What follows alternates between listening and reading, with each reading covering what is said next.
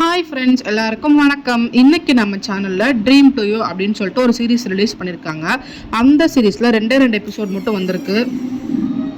So அதோட outline என்ன அப்படின்றது தான் நான் உங்களுக்கு சொல்ல போகிறேன். இந்த சீரீஸில் பார்த்தீங்கன்னா ஹீரோ வந்து ஒரு டேரக்டராக இருப்பாங்க, ஹீரோயின் வந்துட்டு ஒரு சேனலில் ரிப்போர்ட்டராக ஒர்க் பண்ணிட்டு இருப்பாங்க. ஹீரோ வந்து ஸ்டேட்ஸில் டேரக்டராக இருந்து ஒரு வேண்டரிங் அப்படின்னு சொல்லிட்டு ஒரு மூவி எடுத்து அந்த மூவி சக்ஸஸ் ஆகி அதுக்கான ஒரு அவார்ட் செரிமனி ப்ளஸ் அதை முடிச்சுட்டு சக்ஸஸ் மீட் ஒன்று வைப்பாங்க. அதில் வந்துட்டு கேட்பாங்க இந்த ரிப்போர்ட்டர்ஸ் எல்லாமே, உங்களுக்கு வந்துட்டு இந்த அவார்டை யாருக்கா டெடிகேட் பண்ணணும்னு ஆசை இருக்கான்னு. ஆமாம், எனக்கு வந்து என்னோடய ஃபர்ஸ்ட் லவ் இருக்காங்க, அவங்களுக்கு நான் அந்த அவார்டை டெடிகேட் பண்ணுறேன் அப்படின்னு சொன்னோடனே அங்கே இருக்கிற ரிப்போர்ட்டர்ஸ்லாம் உடனே ஷாக் ஆகிட்டு, ஃபர்ஸ்ட் லவ் இருக்கு அவங்களுக்கு, அவங்கள பார்க்க போகிறீங்களா அப்படின்ற மாதிரி கேட்பாங்க. ஆமாம், நான் இந்த வீக்கே அவங்கள போய் பார்க்க போகிறேன், மீட் பண்ண போகிறேன் அப்படின்னு சொல்லிட்டு சொல்லுவாங்க. இந்த பக்கம் நம்ம ஹீரோயின் வந்துட்டு நம்ம ஹீரோ பேசுகிற அதே இன்டர்வியூ வந்துட்டு டிவியில் டெலிகாஸ்ட் ஆகிட்டு இருக்கும். அதை பார்த்துட்டு நீ டேரக்டர் ஆகிட்டியா அப்படின்ற மாதிரி ஒரு ஷாக்கில் பார்த்துட்டு, இந்த ஃபர்ஸ்ட் லவ்னு சொல்லிட்டு இவங்கள தானே மென்ஷன் பண்ணுவாங்க, நீ எல்லாம் எங்கே பார்க்க போகிற, சும்மா நீ வந்துட்டு டேரில் பார்க்க வரேன்னு சொல்லிட்டு சும்மா ஒரு இதுக்காக நீ சொல்கிற அப்படிங்கிற மாதிரி அவங்களே நினச்சிப்பாங்க. நெக்ஸ்ட் டே நம்ம ஹீரோயின் ஆஃபீஸ்க்கு போனால் அங்கே பார்த்தா நம்ம ஹீரோ வந்துட்டு சர்ப்ரைஸாக ஒரு என்ட்ரி கொடுத்துருவாரு. ஹீரோயினுக்கு வந்துட்டு ஐயோ என்னடா அவன் வந்துட்டா இங்கே நம்மளை பார்க்கன்னு சொல்லிட்டு ஒரு ஷாக் ஆகிட்டு பயந்துட்டு ஒழிஞ்சுப்பாங்க. அப்படியே என்ன பண்ணுவாங்கன்னா அவங்களோட ஸ்கூல் டேஸ்க்கு போவாங்க. ஆக்சுவலி நம்ம ஹீரோவும் ஸ்கூல் மேட்ஸாக இருப்பாங்க. டேஸ் ரெண்டு பேரும் பேசிப்பாங்க, மீட் பண்ணிப்பாங்க, அவங்களுக்குள்ள ஒரு ஃப்ரெண்ட்ஷிப் கிரியேட் ஆகும். அதுக்கப்புறம் வந்துட்டு அப்படியே போயிட்டுருக்கும். நம்ம ஹீரோயினோட பேஷன் என்ன அப்படின்னா, ஸ்கூல் டேஸ்லேருந்தே அவங்களுக்கு வந்து ஒரு பெரிய டேரக்டர் ஆகணும், ஒரு படம் வந்து டேரக்ட் பண்ணணும் அப்படின்றது தான் அவங்களோட ஆசையாகவே இருக்கும். ஸோ ஹீரோ வந்துட்டு ரொம்ப இம்ப்ரெஸ் ஆயிடுவாங்க. இந்த மாதிரி வந்துட்டு எனக்கு வந்து உன்னை பிடிச்சிருக்கு, ஐ லைக் யூ அப்படின்னு சொல்லுவாங்க. என்ன சொல்கிற அப்படின்னு சொல்லிட்டு ரொம்ப ஷாக்காக கேட்பாங்க. இல்லை, உனக்கு ஒரு ட்ரீம் இருக்குது, அந்த ட்ரீமை அச்சீவ் பண்ணுறதுக்காக நீ வந்து நிறைய எஃபோர்ட்ஸ் போகிற, பட் எனக்கு வந்து அந்த மாதிரி ஒரு ட்ரீமே கிடையாது அப்படின்னு சொல்லுவாங்க. உடனே ஹீரோயின் வந்துட்டு நீ ஏன் அப்படி யோசிக்கிற, இப்போ நீ தான் என்னோடையுமே இந்த டேரக்ட் பண்ணுறது எப்படி, இந்த சீன்ஸ்லாம் எப்படி வந்து ரெக்கார்ட் பண்ணுறதுன்னு நீ தான் பார்க்குறேல, ஸோ நம்ம ரெண்டு பேரும் சேர்ந்து டேரக்ட் பண்ணலாம், நீனும் நானும் சேர்ந்து ஒரு படம் டேரக்ட் பண்ணலாம், இதுவும் உன்னோட ட்ரீமாகவே நீ எடுத்துக்கோ அப்படின்ற மாதிரி நம்ம ஹீரோயின் சொல்லுவாங்க. ஹீரோவும் சிரிச்சுட்டே சரி அப்படின்னு சொல்லிட்டு I like your dream, okay இனிமேல் இதுவும் என்னோட ட்ரீமா நான் எடுத்துக்கிறேன் அப்படின்னு சொல்லிட்டு சொல்லுவாங்க.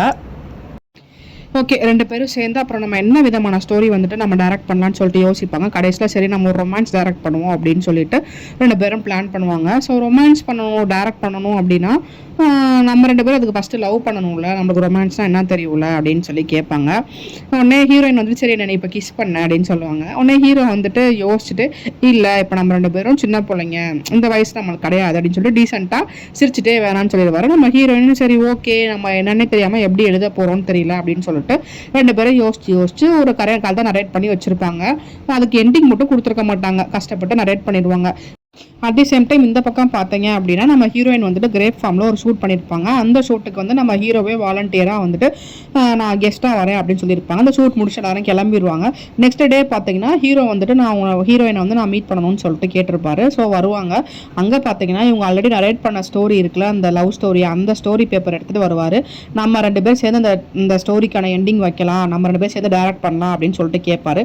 ஹீரோயின் உடனே வந்துட்டு கோவப்பட்டு அங்கேருந்து வந்துட்டு டீயை வந்து அந்த பேப்பரில் ஊற்றிடுவாங்க. இது இனிமேல் என்கிட்ட இதெல்லாம் எடுத்துகிட்டு வராதா, நீ என்ன பண்ணிட்டு போனன்னு உனக்கு ஞாபகமே இல்லையா, இப்போ வந்து நீ எப்படி இப்படிலாம் நீ வந்து எதுவுமே நடக்காத மாதிரி பேசுகிற அப்படின்னு சொல்லிட்டு கிளம்பிடுவாங்க கோவமா.